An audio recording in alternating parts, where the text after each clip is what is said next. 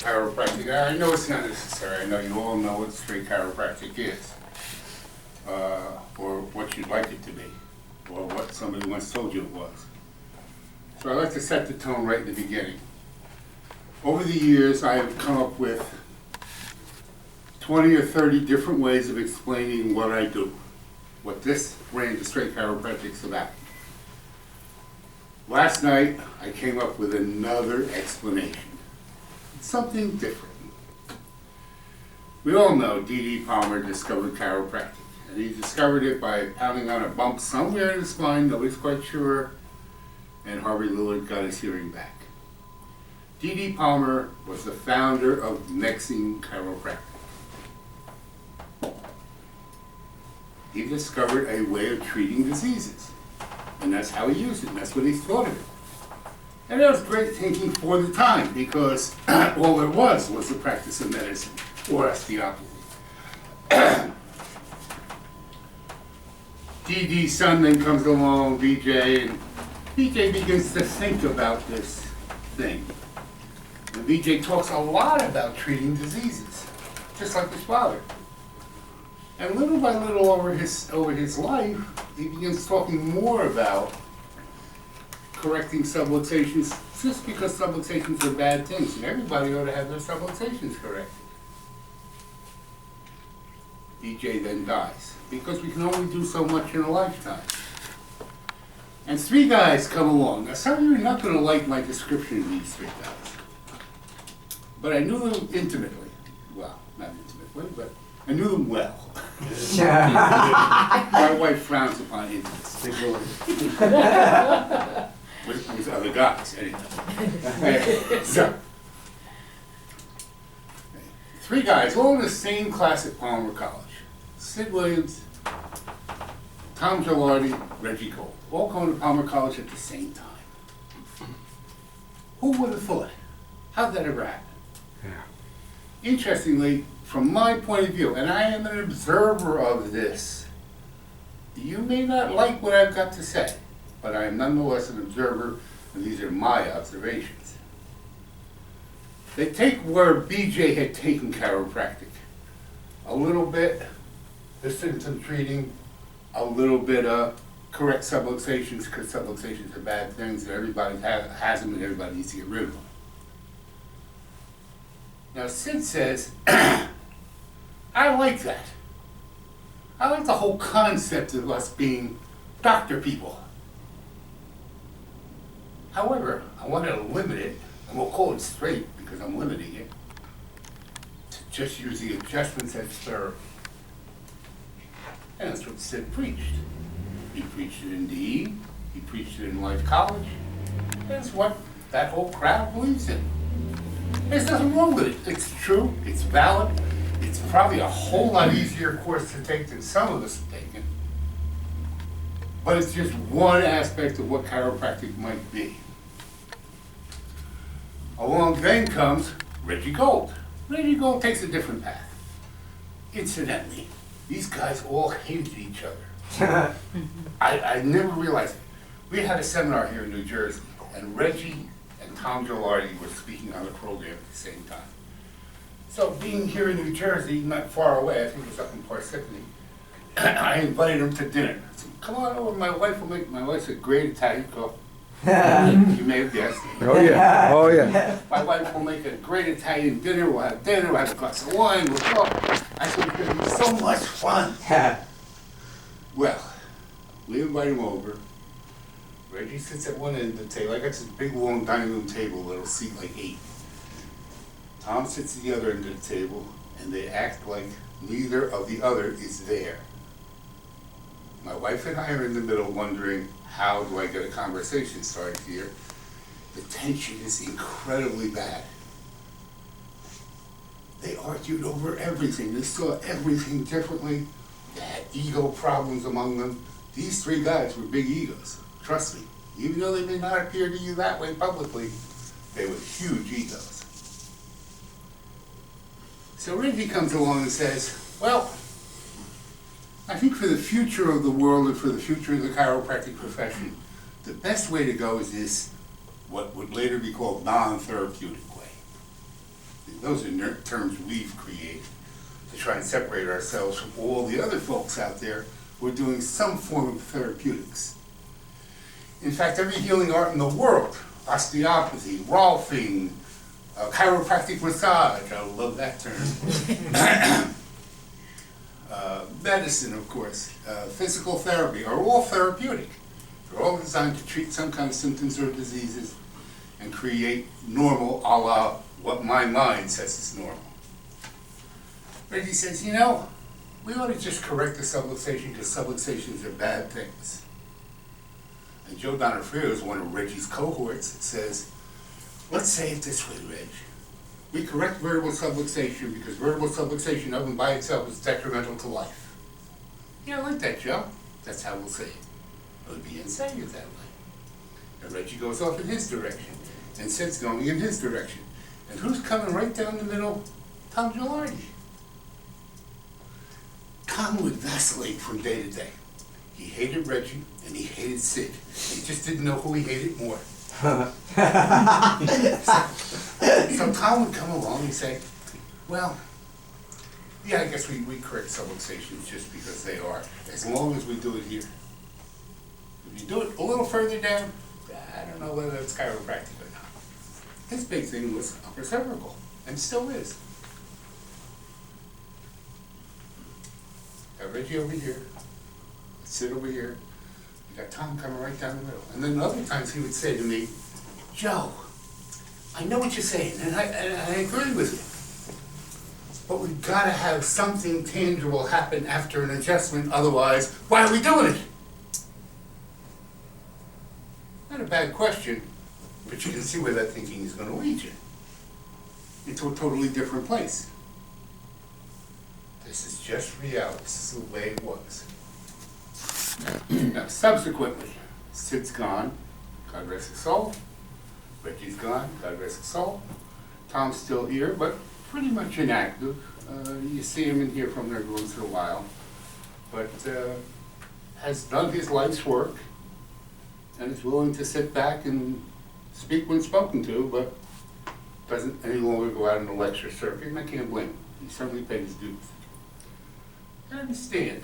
I loved all of these guys. All these guys served purposes. Sid Williams taught me things about practice you couldn't have learned anywhere else.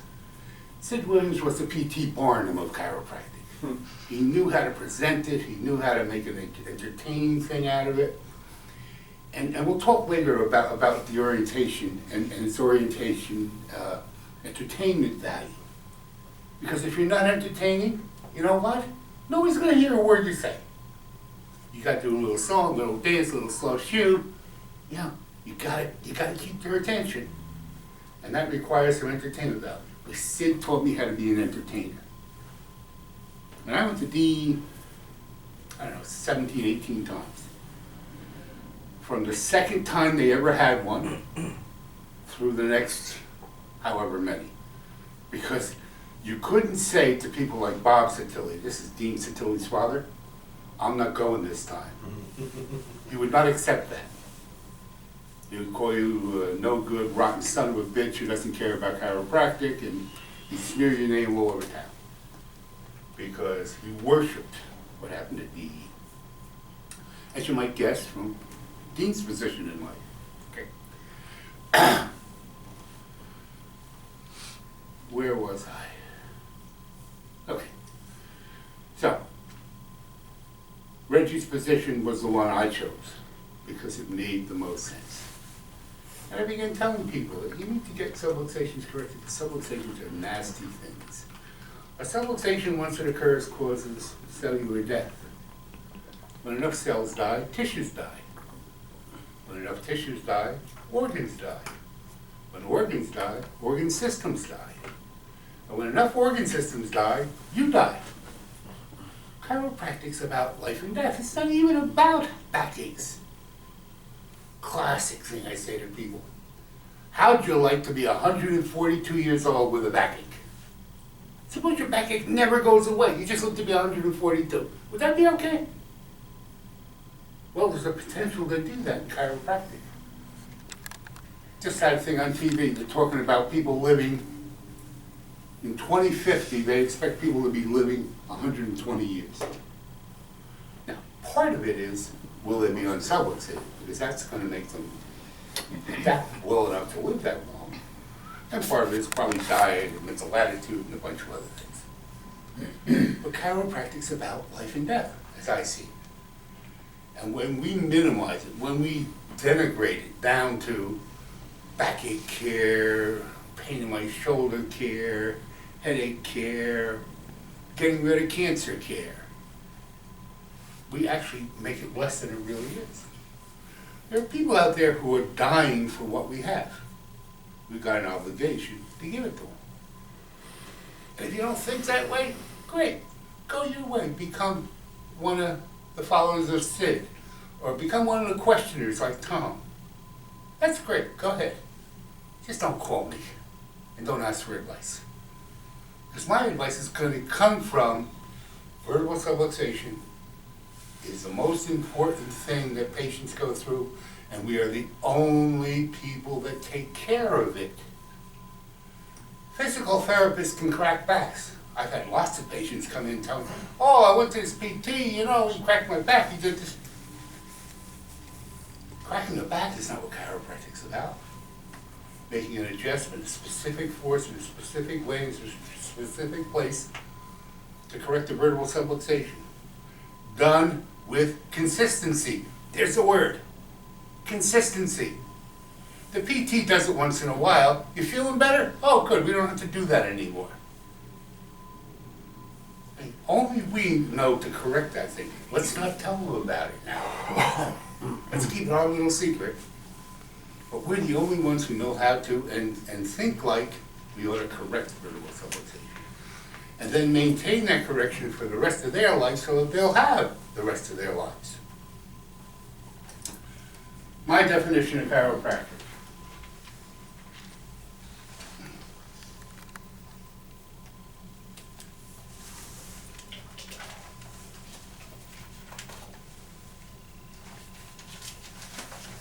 I sat down one day and I started thinking about the way we approach chiropractic. And all too often we approach chiropractic as an on-off switch. You know? Bam, vertebral subluxation, dis-ease, dysfunction, death. That's very much what we do in our orientations. As if the vertebral subluxation just suddenly happens and everything just suddenly happens. And that creates in the patient a certain expectation that when we make an adjustment, we turn on the light. There you go, Mary. It's all fixed. We turned on the light. We corrected your subluxation. Innate's flowing. Yeah. The patient then logically thinks, well, if innate's flowing, why am I going back? Why do I have to be back there on Wednesday? Because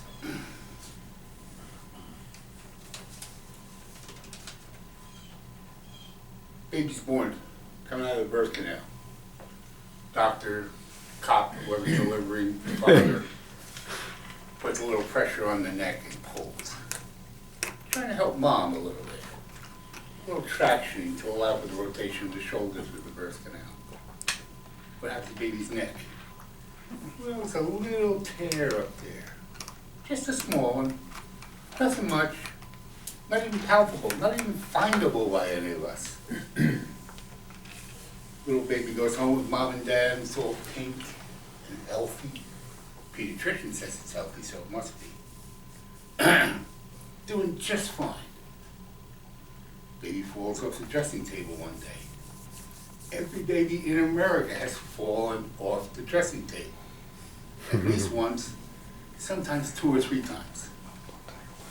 Because we all make the same mistake of saying, I can get over there, get that diaper, and get back before he can move. And he, of course, as soon as your hand leaves off him, rolls over. And he tumbles and, of course, falls. That little tiny imperceptible tear now becomes a little bit bigger. Still feels fine. Still a little pink, healthy baby. Unvaccinated, never sick. We correct his subluxations, but we can't even find this one because it barely exists. It's not a subluxation, it's a pre-subluxation. 4 or 5 years go by, you learn how to ride his two-wheeler. And we're running behind, holding onto the seat, trying to keep up with him. And finally, he does it, and he rolls down the driveway, hits the curb, wheel turns, falls flat on his head, makes the rip a little bit larger. That original little bit of spinal damage is now becoming a little more important. Being a boy, especially an Italian boy, he wants to play football. Because football is where the girls are. Everybody knows that. And every boy, 13 years old, wants to go wherever the girls are. So he goes and plays football. And that little tear becomes a little bit worse. Feels okay. Dad's a chiropractor. Dad checks him every day after football practice to make sure it's all okay. But that little imperceptible tear is still there and it's getting a little bit worse. Eventually he goes off to college. Of course, he doesn't get the scholarship to play football at Penn State like he wanted to, because frankly, he wasn't that good. But he does pledge for Iota Phi fraternity. That was my question. And on Hell Night, and those of you who are in fraternity know what Hell Night is. On Hell Night, he has a little accident from having drank that whole quart of vodka that his loving brothers made him drink. And he falls down and crooks his neck in the mud out in the woods where Hell Night is being conducted, so that the school administration can't find out about it. And that little tear becomes a little bit worse. He gets himself up, he graduates college, he goes off to a great job, he's doing great, but he's an athlete. I mean, let's face it. He has to prove his athletic ability, so he joins an over 30 softball league. And one day, sliding into home head first, of course, He's got to repress. Yeah.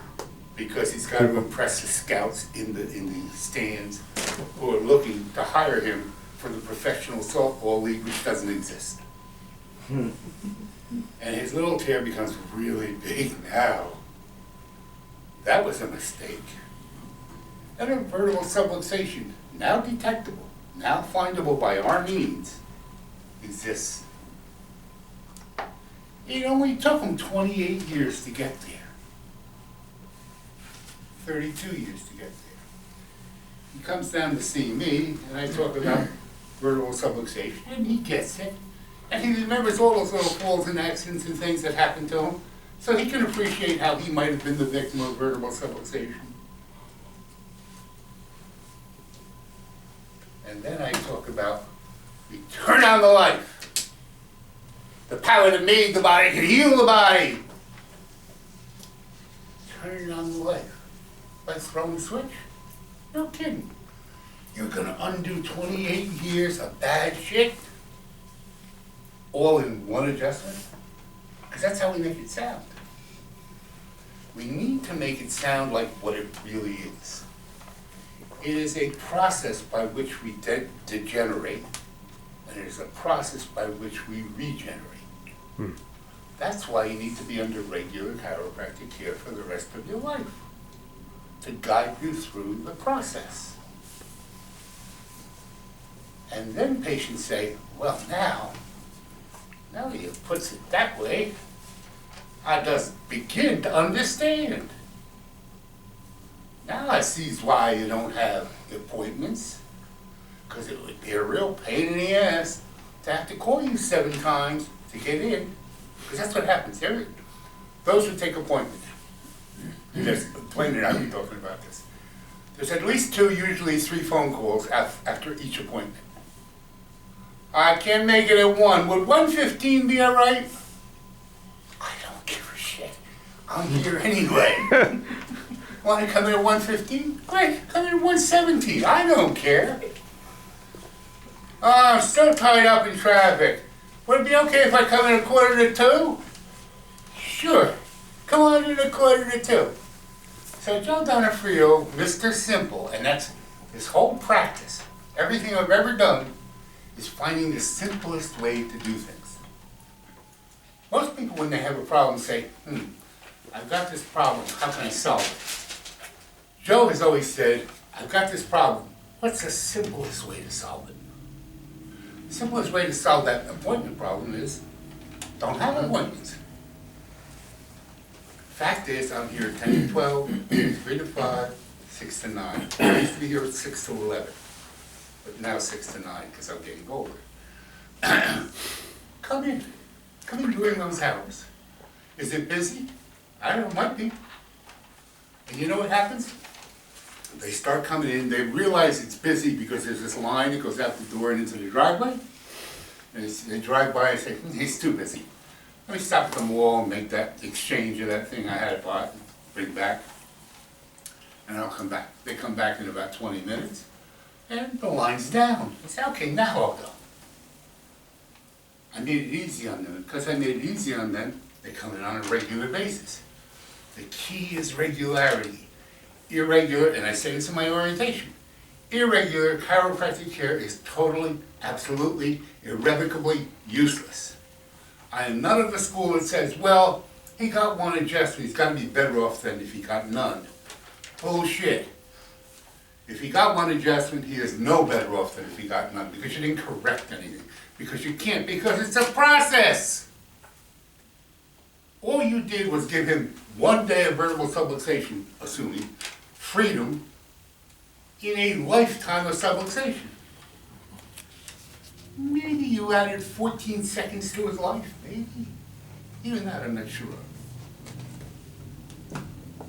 So, we don't have any appointments. What about fees? Well, like these membership fees, they're a good step toward getting to a real fee system that works. Memberships, you do them because you gotta hold on. You need to maintain control. The most difficult thing I've ever talked to any group of chiropractors about is money. I can tell them to change techniques. I can tell them to cheat on their wives. I can tell them to do anything I want and they'll do it. But don't say change my fee system. I worship my fee system. I'm so terrified it's all gonna go away. And then people say, somebody on Facebook the other day said, you don't have $200,000 worth of student loans. They're right, I don't. Let me tell you what I did have. I had 3 boys who became chiropractors. I put them through chiropractic college, paid all their bills, none of them took a penny of student loans. So I kind of paid off a student loan or two myself, didn't I? Whatever it cost. Okay. And I still had plenty left over, by the way. I could have retired 20 years ago. I'm here because I really liked being here. And if I didn't be here, I'd be with my wife all day, we'd argue, eventually divorce, and divorce is very expensive. You missed his Italian meal. But we don't talk about that. So you had to create a fee system that made it possible for people to get regular care. Because life is full of ups and downs, isn't it? 1 minute you're flying high and boy, you're loaded. You got more money than you know what to do with. 6 days later, a couple of tragedies hit you, and you're dead broke. In fact, you're below broke. You owe money. You had to go borrow money from your mother and father. Same thing happens with human beings who come to see us. They have ups and downs. What happens when they have a down? One of the first things they cut are the unnecessary things in life. What's unnecessary? Well, seeing the chiropractor. I know about subluxation, I know about regular care, but you know, I went there for my backache, it's gone. Doesn't seem to be coming back. I'll never be sick again, I know that. And we really need the money for XYZ. So you gotta create a fee system that has that kind of rise and fall flexibility that goes on with life. Now, Mark Swerdlick says, no, you don't. Mark Swerdlick says, charge them up the wazoo, get every penny you can out of them. But Mark Swerdlick sees chiropractic differently than I do. Mark Swerdlick sees chiropractic as You make adjustments, you correct subluxation, patient gets well, they're discharged. Oh, you may recommend coming once a month to get your spine checked. Nobody's gonna do that. But I'm talking about lifetime care. If you're going to commit people to these kind of things, you have to show that you've thought about it enough to explain to them how that's possible. If you're not making it possible, what they're saying is, sure, he wants me to come in once a week for the rest of my life at $70 a visit. Of course he does. If I were him, I'd want that too. So it matters what we do. Membership fees, I think, are a great first step to letting go. It gets you, at least it gets you out of the insurance doghouse and get you into the cash arena. And cash is king, man. There's nothing like net profit in your pocket. And that's where the difference is between my kind of chiropractic and everybody else's kind of chiropractic. Let's say, and you do, let's say you make $150,000 in a practice in a year. That's your gross. You practice in a place like this, you know what my overhead is here? My overhead, personally, is 12% of my gross. 12%. That's under $20,000. Does that leave me as a net? I'm not very good at numbers, but Good bunch that's of money. 130,000. Net in my pocket. Not bad. For a part-time job. You all work part-time. None of you work 40 hours a week. Part-time job. Me personally, I got part-time malpractice insurance. I only work 18 hours a week. That wasn't always that way. When you're seeing 400 or 500 a day, you're working a whole lot more. But I'm now down to coasting. Not bad. Very lucrative part-time job, I'd say. Can you do that? Sure you can. Man, I did that, and I'm an asshole. Everybody can do that. There's nobody who can't do that. The only ones who can't are the ones who in their heart say, I'm so afraid, what if? Well, I tell you what. What if you just placed your life and your soul in God's hands and said, I'm gonna do what's right. And I know that when I do what's right, it comes back to me. Cast your bread upon the waters, and it comes back sandwiches. It's true. Trust me. Give it a shot. It can be done. What you have to do, however, is not do it willy-nilly. I get calls every once in a while. I've had it with this insurance thing. I decided I'm going to put a box on a wall. Well, how do you practice? And they give me a whole list of things they do, and they're doing like everything wrong. Do you give an orientation? Well, no, I haven't got time for that. I'm not very good at public speaking. Okay. Where do I begin with you? Well, can you come down this weekend to my office? The trust is having a little meeting, you know, and we'll talk about just this stuff, and you can learn how to do it. Well, I'm kind of busy. What do you want from me? You want me to come out and do it for you? You know, give me 50% of your practice, and I'll take care of it.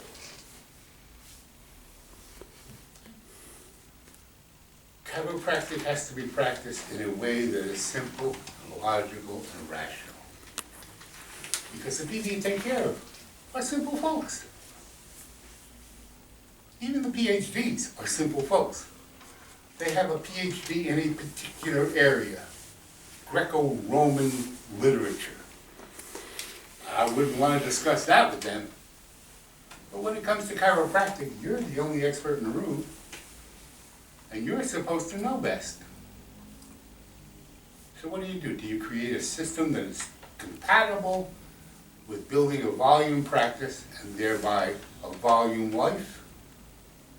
Or do you create a system that's never going to work, but makes you feel comfortable because you're afraid to let go? Choice is yours. We all get, and I know all of us hate this, and I hated it too. It's only 50 years of thinking about it that has caused me to embrace it. We all get exactly what we deserve, and God, that is painful.